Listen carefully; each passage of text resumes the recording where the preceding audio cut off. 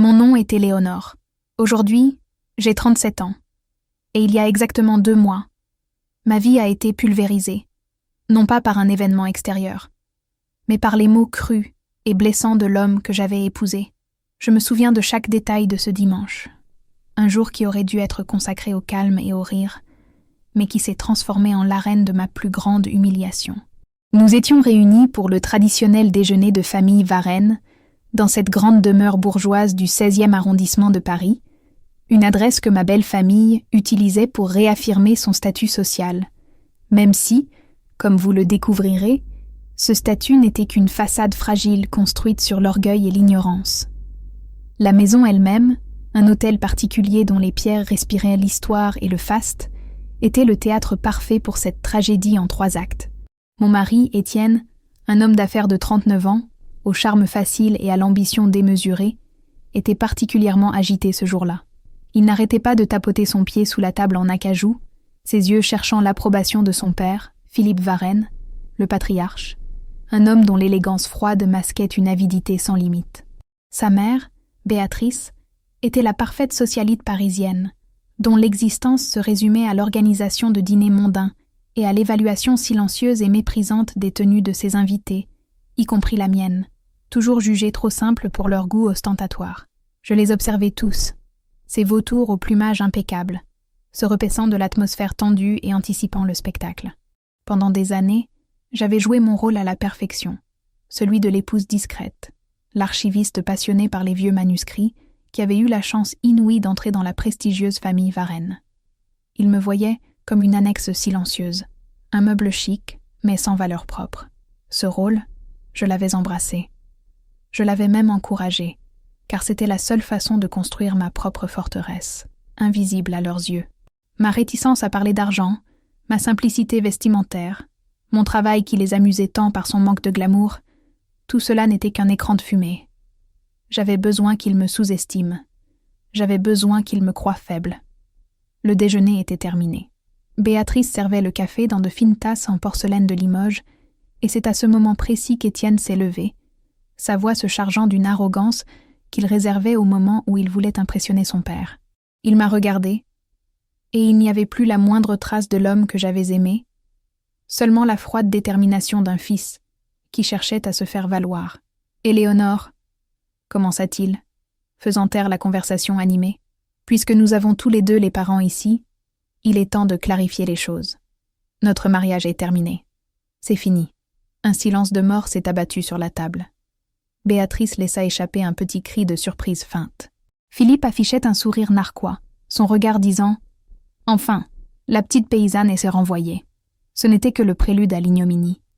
Étienne prit une grande inspiration, se gonflant comme un pont. « Je sais que tu t'es habituée à cette maison, Éléonore, aux réceptions, au confort, mais tu n'as plus ta place ici. L'avocat t'enverra les papiers, bien sûr, mais pour l'instant, sors de ma maison, immédiatement, devant mes parents, pour que ce soit clair, une fois pour toutes. » La phrase, lancée avec une cruauté calculée pour maximiser l'humiliation, résonna dans la pièce. Mon cœur s'est serré, mais étrangement, je n'ai ressenti ni la panique ni la dévastation qui l'attendait. J'ai soulevé mes yeux et les regardé, non pas avec la douleur qu'il cherchait, mais avec une curiosité froide. Il se tenait là, dans sa maison, sûr de son droit, ignorant tout de la toile que j'avais tissée depuis 3 ans. Le public, ma belle famille, se régalait. C'était leur victoire, le retour de l'ordre social, le renvoi de l'intruse.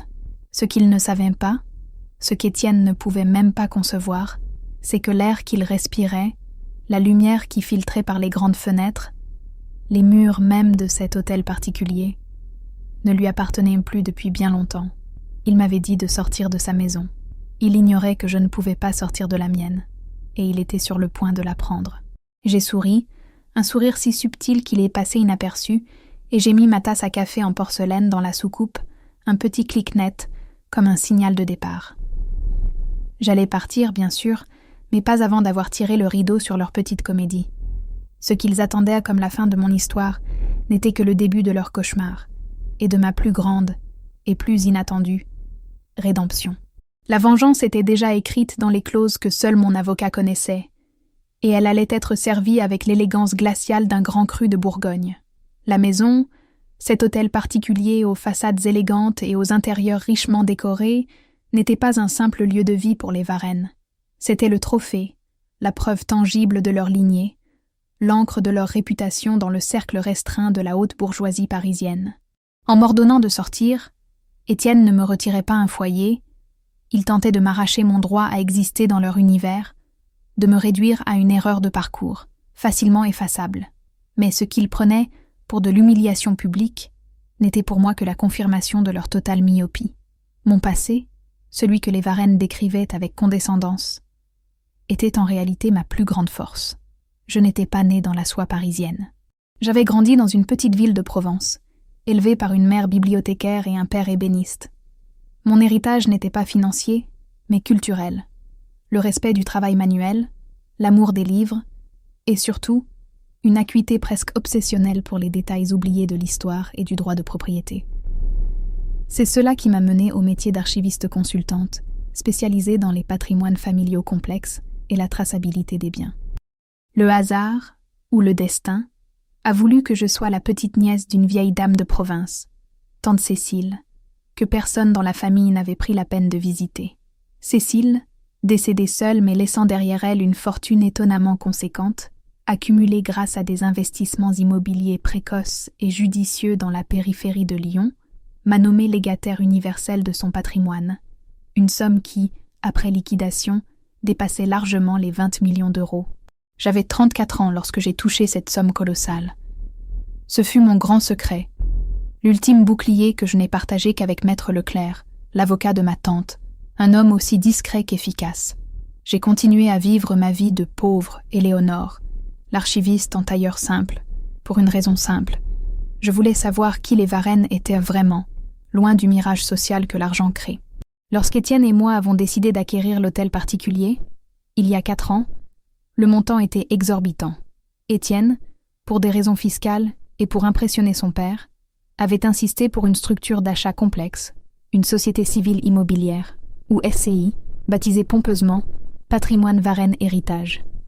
Ce montage devait, selon lui, préparer le terrain pour son héritage futur. Il a mis 10% de l'apport initial, emprunté à son père. J'ai mis 90% du reste, en injectant une grande partie de ma fortune secrète, camouflée sous le nom d'une société écran gérée par Maître Leclerc. J'ai fait cela non seulement pour sécuriser l'achat, Étienne et Philippe avaient un historique de mauvaise gestion, mais surtout pour me protéger. Les statuts de la SCI, rédigés par mon avocat et signés par Étienne, qui ne les a même pas lus, les jugeant trop ennuyeux et confiant à 100% dans ma naïveté, me donnaient un droit de vote majoritaire pour la gestion courante et une clause de rachat prioritaire en cas de divorce. Mais il y avait mieux. Dans un geste que mon avocat avait qualifié de « coup de maître patrimonial », j'avais racheté toutes les dettes hypothécaires de la SCI auprès de la banque, les restructurant secrètement sous la forme d'un prêt privé détenu par une autre de mes holdings, les Clés d'Éléonore. Ainsi, la SCI était l'unique propriétaire de la maison, mais j'étais, via ma holding, son unique créancière. J'étais le banquier, le juge et le bourreau potentiel. Étienne et les Varenne vivaient dans ma dette. Ce que mon mari ignorait, c'est qu'il ne détenait que 49% des parts d'une coquille vide, dont j'étais la seule à posséder la créance et les vraies clés de la décision. Ils se pavanent devant moi, dans une maison qu'ils croient être le symbole de leur pouvoir, mais qui est, en réalité, mon filet de sécurité et mon outil de vengeance. Ma patience n'était pas un signe de faiblesse, mais la préparation méticuleuse d'un archiviste qui rassemble toutes les preuves avant d'ouvrir le dossier. Ma discrétion était ma meilleure défense. Les mots d'Étienne, « Sors de ma maison », n'étaient pas une menace, mais un cadeau. Il venait de me donner le signal, l'autorisation publique de mettre mon plan à exécution. Je n'avais plus à me cacher. C'était l'heure du grand déballage. J'ai ramassé mon sac et j'ai dit, d'une voix calme qui a coupé le souffle à l'assemblée, « C'est une excellente idée, Étienne. J'ai toujours préféré les appartements avec une vue moins encombrée. » Puis, sans attendre leur réaction, je suis sortie. Mais avant de passer le seuil, j'ai jeté un regard en arrière à Philippe Varenne, son sourire figé sur les lèvres, un regard qui disait « Ceci n'est pas une sortie, c'est une acquisition ». Le jeu venait de commencer.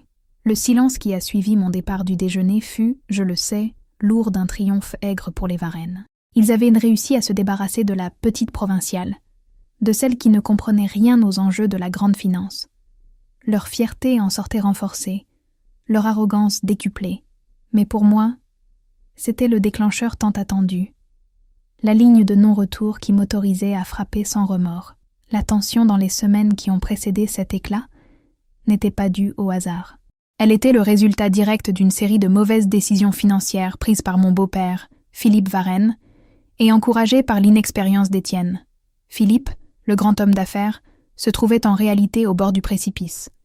Sa dernière entreprise, un fonds d'investissement spéculatif dans les technologies vertes, s'était révélé être une catastrophe. Il avait besoin de liquidités, vite, pour couvrir des pertes massives et éviter la faillite personnelle qui entacherait sa réputation pour toujours. Il avait approché Étienne avec un plan, hypothéquer l'hôtel particulier pour obtenir un pré-relais colossal.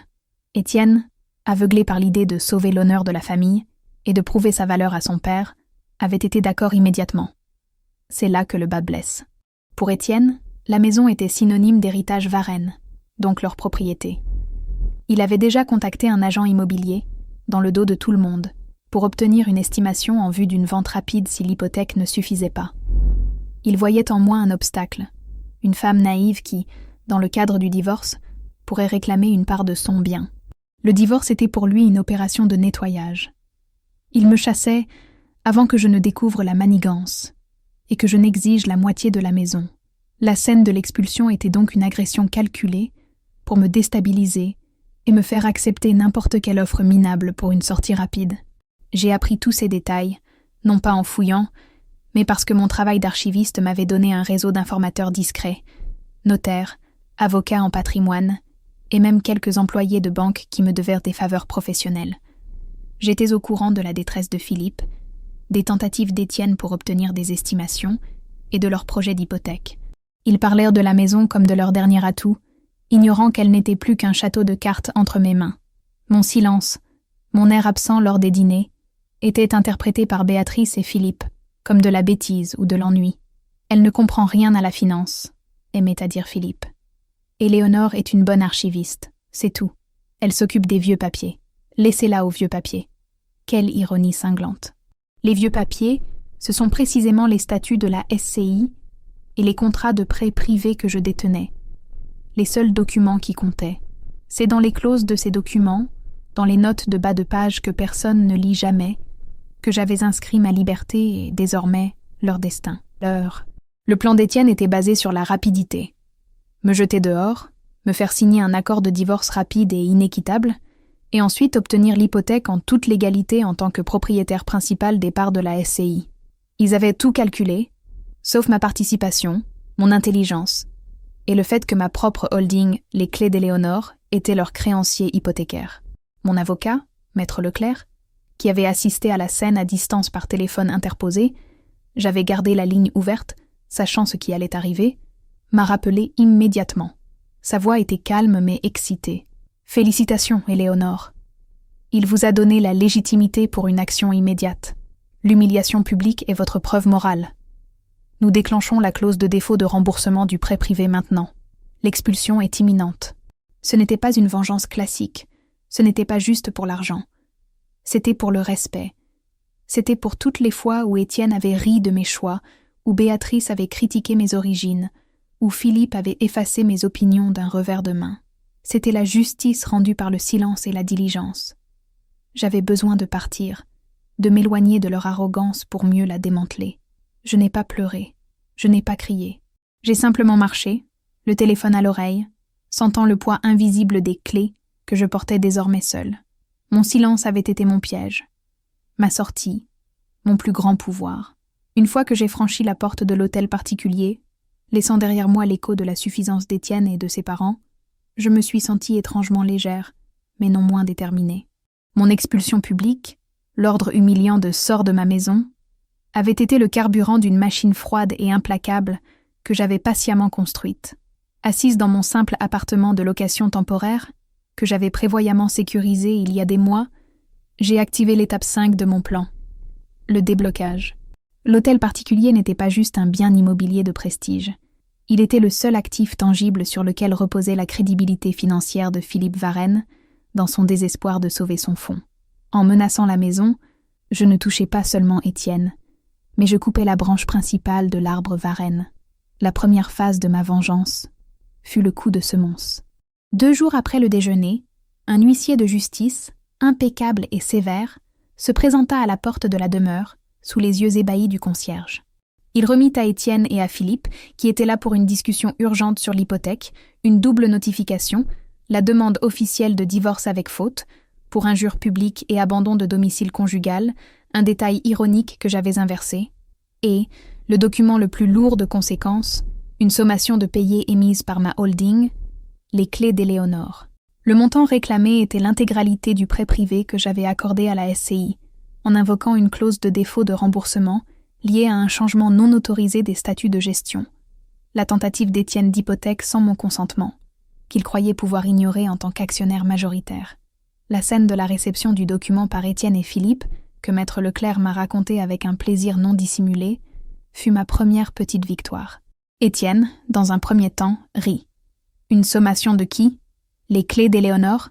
C'est quoi ce nom ridicule? Encore une manœuvre d'avocat.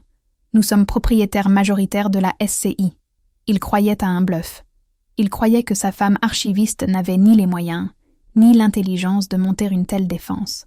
Philippe, cependant, était plus expérimenté, et l'expression de son visage a changé lorsque son œil s'est posé sur la signature du notaire, un nom respecté dans le milieu. Il a pris le téléphone, le visage décomposé, et a appelé son propre avocat, qui n'a pu que confirmer l'horreur des faits. Philippe, l'acte de cession de dette est parfaitement légal. La SCI doit l'intégralité de l'argent. Et qui plus est, les statuts que vous avez tous deux signés donnent à l'actionnaire majoritaire, Éléonore, un droit de veto absolu sur toute modification d'hypothèque. Étienne n'avait pas le droit de négocier ce prêt. Et le fait qu'elle soit votre créancière, via sa holding, est une erreur stratégique monumentale de votre part. En forçant le divorce et en essayant d'hypothéquer sans son accord, vous avez activé la clause. Vous devez rembourser la totalité du prêt dans les 72 heures, où la holding d'Éléonore lancera une procédure de saisie immobilière. C'était impossible pour eux de réunir cette somme dans ce délai. La manœuvre n'était pas d'obtenir l'argent, mais de prendre la maison. La nouvelle se propagea comme une traînée de poudre. La haute société parisienne, toujours friande de scandales immobiliers, commença à murmurer le nom d'Éléonore. L'archiviste discrète, la femme effacée, était en train de déposséder la fière famille Varenne de leur bien le plus précieux. Béatrice Varenne, la reine des réceptions, se retrouva en première ligne des commérages. Ses amis l'appelaient, non pas pour la soutenir, mais pour glaner les détails juteux de la chute. Étienne, qui voyait déjà son propre cercle d'affaires se rétrécir à mesure que l'information filtrait sur les problèmes de son père, entra dans une rage noire. Il m'appela, sa voix tremblante, non pas d'amour ou de regret, mais de panique et de fureur. « C'est de la vengeance, Éléonore. Tu ne peux pas me faire ça. Cette maison, c'est notre vie. Tu ne peux pas nous mettre à la rue. » J'ai écouté son monologue pendant un long moment, le bruit de sa panique étant la plus douce des musiques. « Étienne, ai-je finalement répondu, ma voix froide et plate. Tu m'as dit de sortir de ta maison. J'ai obéi. Mais c'était ma maison, en fait, et j'en détiens toutes les clés. Regarde bien les papiers. Le prêt privé que tu dois rembourser maintenant est à un taux d'intérêt de 0,5% inférieur au marché. J'ai tout fait pour vous protéger, même de vous-même. Mais vous m'avez humilié. Maintenant, la seule chose qui te met à la rue, c'est ton ignorance et ton arrogance, et celle de ton père. » Et j'ai raccroché. La vengeance n'était pas un plat qui se mangeait froid. C'était un plat qui était servi avec des documents légaux impeccables, devant une audience de créanciers paniqués. La stupeur et la colère d'Étienne et de Philippe Varenne se sont rapidement transformées en une terreur froide. La machine que j'avais lancée était légale, irréfutable et implacable. La sommation de payer était un couperet financier qui mettait en péril non seulement leur toit, mais le dernier vestige de la crédibilité de Philippe. Sans la possibilité de se servir de l'hôtel particulier comme garantie, tous les espoirs de Philippe de renflouer son fonds d'investissement s'évanouissaient. C'était la banqueroute annoncée et l'humiliation sociale qui l'accompagne. Maître Leclerc, mon avocat, a exécuté les procédures de saisie avec la précision d'un chef d'orchestre. La demande de divorce, déposée en même temps que la saisie, exposait Étienne comme l'auteur d'injures publiques et l'auteur d'une tentative de transaction illégale, l'hypothèque, sans mon consentement, malgré mon statut de véritable actionnaire majoritaire. La presse économique de Paris, flairant le scandale, a commencé à évoquer l'affaire Varenne, se demandant comment le patriarche, si fier de son flair, avait pu laisser la clé de son patrimoine dans les mains de son épouse, naïve. La question n'était plus « Qui est Éléonore ?» mais « Comment Éléonore a-t-elle réussi ce coup de maître ?» Tandis que les Varenne vivaient un enfer, obligés de faire appel à des prêteurs de dernière minute qui exigèrent des taux d'intérêt usuraires pour éviter la saisie. Sans succès, bien sûr, car j'étais prioritaire. J'ai continué à travailler, ma vie d'archiviste consultante reprenant un cours normal, mais avec une nouvelle aura de mystère. Je n'ai répondu à aucun de leurs appels, ni aux SMS d'Étienne, alternant entre les menaces et les supplications. Sa fureur était palpable. « Tu es une femme horrible. Tu vas détruire la famille de ton fils. Tu n'as pas de cœur. » L'ironie de cette phrase, venant de l'homme qui m'avait jeté à la rue en public, m'aurait fait rire si la situation n'était pas si grave. Cependant, la vengeance, même la plus justifiée, commence à laisser un arrière-goût amer. Le véritable point de bascule émotionnel s'est produit une semaine après la saisie formelle.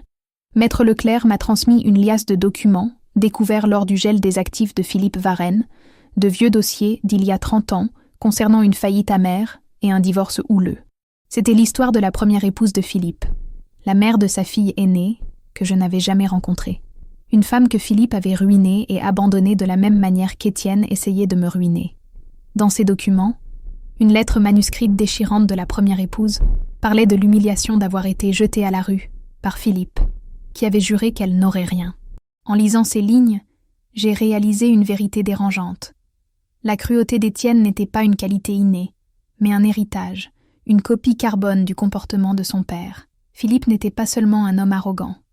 Il était un homme qui rejouait inlassablement une vieille pièce de théâtre, celle de sa propre douleur et de son échec passé, où la femme était toujours la coupable et la victime. L'acte de me chasser n'était pas seulement une manœuvre financière, c'était une tentative de Philippe de faire payer à l'univers son ancienne faute en utilisant son fils comme instrument. Cette découverte a éteint la flamme de ma satisfaction. Ma vengeance n'était pas contre des démons originaux, mais contre un héritage de toxicité. La vraie victoire, je l'ai compris, n'était pas de prendre la maison, mais de briser le cycle de la trahison. Il ne s'agissait plus de punir, mais de guérir. Mon cœur, qui avait été une forteresse glacée pendant des semaines, s'est fissuré. Je devais changer la fin de cette histoire, pour moi, pour Étienne et pour Philippe lui-même. La réconciliation, je l'ai compris, ne pouvait pas être une reddition. Elle devait être un acte de souveraineté. Je devais utiliser ma victoire pour leur offrir une porte de sortie que leur arrogance ne leur permettait pas de voir. Mon coup de maître ne serait pas légal, mais humain. La révélation sur le passé de Philippe a tout changé.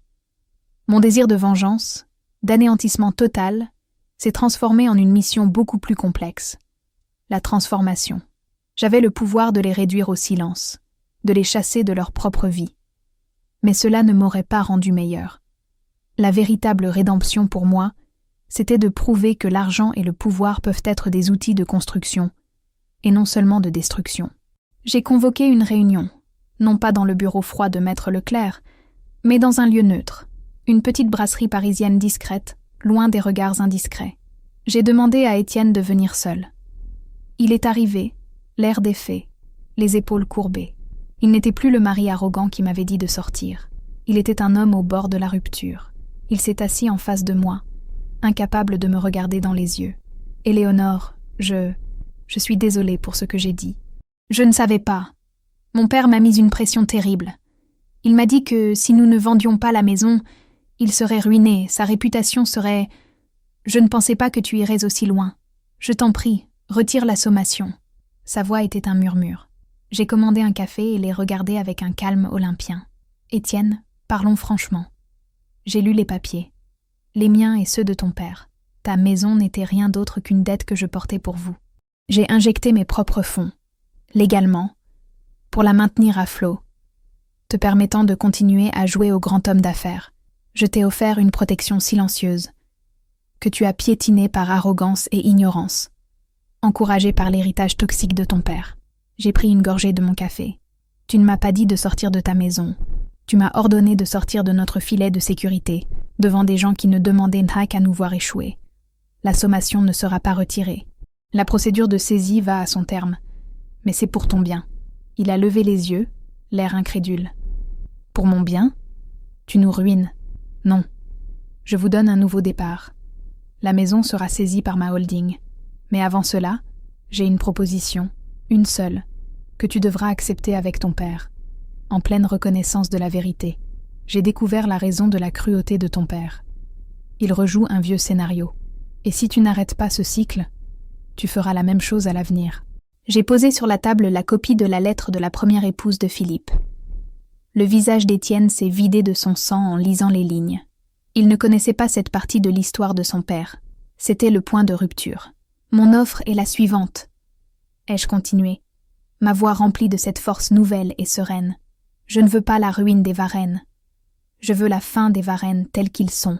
Je vais racheter les parts restantes de la SCI à un prix symbolique pour finaliser la saisie. Mais en échange, je propose un partenariat, un contrat d'honneur, un acte de réconciliation par la refondation. L'offre était un coup de génie stratégique. Je ne rendrai pas la maison. Mais je ne les jetterai pas à la rue. La négociation qui a suivi, sous l'œil attentif de Maître Leclerc, a été l'acte de ma véritable réconciliation. Ce n'était pas une reddition, mais un acte de souveraineté. Mon pouvoir était tel que je pouvais dicter les termes, et ces termes n'étaient pas purement financiers. Ils étaient immoraux. Ma proposition à Étienne et Philippe Varenne fut lue par Maître Leclerc comme un ultimatum non négociable, mais étrangement généreux, qui a laissé les deux hommes ébahis. J'ai utilisé ma position de créancière pour forcer un démembrement de propriété complet et légal. La maison, l'hôtel particulier, serait désormais entièrement détenue par ma holding, les clés d'Éléonore. J'en gardais l'entière nue propriété, c'est-à-dire les murs, le fond, l'actif intangible. C'était la confirmation que j'avais gagné la vengeance. Cependant, la surprise résidait dans l'usufruit, le droit d'usage et d'habitation, qu'Étienne et Philippe Varenne recevaient en retour. Je leur cédais l'usufruit de la maison, gratuitement, pour une durée de 5 ans, à une seule et unique condition, qui est le cœur de la réconciliation. La condition était que l'étage noble de l'hôtel particulier, les salons de réception qui avaient servi de théâtre à mon humiliation et aux réceptions vaines de Béatrice, soient transformés en une fondation caritative pour l'héritage artisanal français. Mon ancienne vie d'archiviste consultante, mon amour pour le travail manuel et le patrimoine, devenait le nouveau centre de la maison. Philippe Varenne, pour retrouver une once de crédibilité et pour couvrir ses pertes, devait consacrer ses compétences financières à la gestion pro bono de cette fondation. Étienne, dont l'ambition était désormais brisée, devait dédier une partie de son temps à la promotion de l'artisanat français au sein de cette même fondation, utilisant son réseau social non plus pour l'orgueil, mais pour une cause honorable. Pour la première fois, la maison Varenne ne serait plus un symbole de richesse ostentatoire, mais un lieu de travail et de partage. Béatrice, quant à elle, était reléguée au rôle de co-organisatrice d'événements de bienfaisance pour la fondation. Elle n'était plus la reine de la maison. Elle était l'employée de la cause. L'acceptation de ce contrat équivalait à une reconnaissance publique, bien que déguisée, de mon autorité et de leurs besoins. Étienne et Philippe ont longuement débattu. Leur orgueil hurlait, mais leur réalité financière les étouffait. Philippe, voyant une chance de redorer son blason terni par le scandale et d'éviter la banqueroute totale, a finalement cédé. Il a serré la main de Maître Leclerc, non pas la mienne, dans un dernier sursaut de fierté. Étienne, cependant, m'a regardé, et dans ses yeux, j'ai vu non pas de la rage, mais une lueur de compréhension. Tu ne cherchais pas l'argent, n'est-ce pas? Tu voulais que nous devenions meilleurs. Je voulais qu'on me respecte, ai-je répondu. Et je voulais que tu cesses d'être l'instrument des erreurs de ton père. La maison est à moi. L'usufruit est à vous. Vous avez 5 ans pour changer qui vous êtes. À la fin de cette période, si la fondation est un succès et que vous avez trouvé une nouvelle voie, nous pourrons rediscuter de la nue propriété. Si vous échouez, vous devrez partir, et je vendrai la maison sans regret. La vengeance était servie. Elle avait le goût doux amer de la justice transformatrice. Aujourd'hui, 2 mois après la signature de l'accord, la maison Varenne ne résonne plus des rires guindés des mondains, mais du bruit des marteaux et des voix passionnées. J'ai fait enlever la moquette coûteuse des salons de réception pour laisser apparaître le parquet d'origine, et les murs sont désormais ornés d'œuvres d'artisans prometteurs de la région parisienne et de Provence. La Fondation Éléonore Varenne, pour l'héritage artisanal, ils n'ont pas eu le courage de s'y opposer, est devenue, ironiquement, le nouveau sujet de conversation de la ville. Philippe Varenne, l'homme d'affaires impitoyable, se retrouve, à 70 ans passés, à gérer les comptes d'une organisation à but non lucratif, une tâche qu'il exécute avec une méticulosité étonnante. Il a retrouvé une forme de fierté, non pas dans l'argent, mais dans la reconnaissance sincère des jeunes artisans qui l'aident.